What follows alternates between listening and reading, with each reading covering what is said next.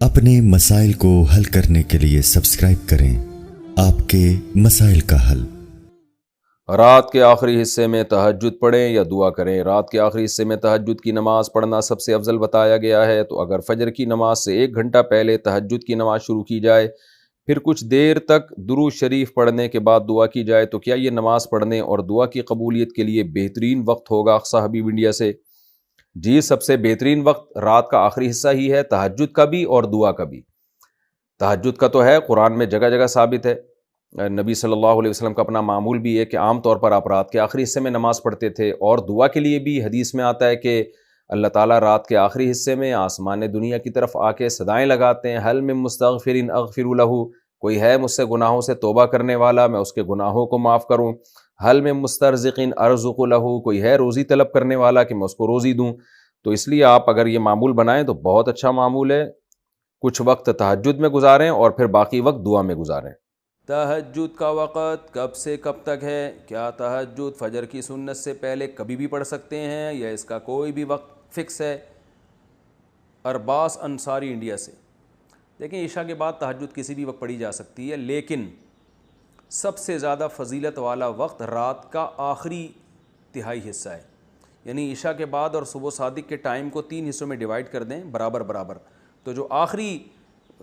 تہائی ہوگا وہ سب سے بہتر وقت ہے تہجد کا۔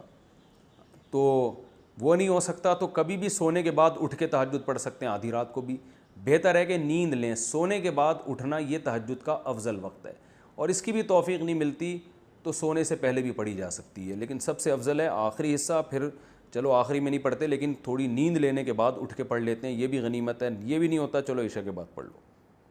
تہجد کے بعد کچھ دیر سونا کیا سنت ہے؟ راشد صاحب لاہور سے پوچھتے ہیں، جب ہم تہجد کے لیے اٹھتے ہیں اور تہجد کے بعد تھوڑی دیر کے لیے لیٹ جاتے ہیں تو لیٹ جانا سنت ہے یا سو جانا سنت ہے، اور یہ سنت ہے یا نہیں، اس بارے میں رہنمائی فرمائیں۔ جی ہاں بھائی، سنت ہے، رسول اللہ صلی اللہ علیہ وسلم تہجد کی نماز کے بعد کچھ دیر ہلکی نیند لیا کرتے تھے، کیونکہ وہ وقت تھوڑا سا ہی ہوتا ہے، تو تھوڑی دیر آپ سویا کرتے تھے۔ جب حضرت بلال اذان کہتے تھے، فجر کا وقت داخل ہوتا تھا تو نماز سے تھوڑی دیر پہلے آپ آرام فرمایا کرتے تھے۔ تہجد میں جہری قراءت، عابد احمد انڈیا سے پوچھتے ہیں، مفتی صاحب کیا تہجد کی نماز جو ہم پڑھتے ہیں کیا اس میں ہم بلند آواز سے قراءت کر سکتے ہیں؟ جی ہاں، بالکل کر سکتے ہیں۔ ہر وہ نماز جو اندھیرے میں پڑھی جاتی ہے نا، اس میں جہر جائز ہے، یعنی سورج جب غروب ہو گیا تو سورج طلوع ہونے سے پہلے پہلے جو نماز بھی آپ پڑھیں تو اس میں شرعاً آپ کے لیے جہر جائز ہے، یعنی جہری تلاوت کر سکتے ہیں آپ۔ تو باقی جہری کرنی چاہیے کہ نہیں تو آپ کی طبیعت پہ، اگر آپ کو آواز سے تلاوت کرنے میں دماغ زیادہ لگتا ہے تو پھر جہر کرنا زیادہ افضل ہے، تو لیکن اتنا جہر نہ ہو کہ لوگوں کے آرام میں خلل ہو۔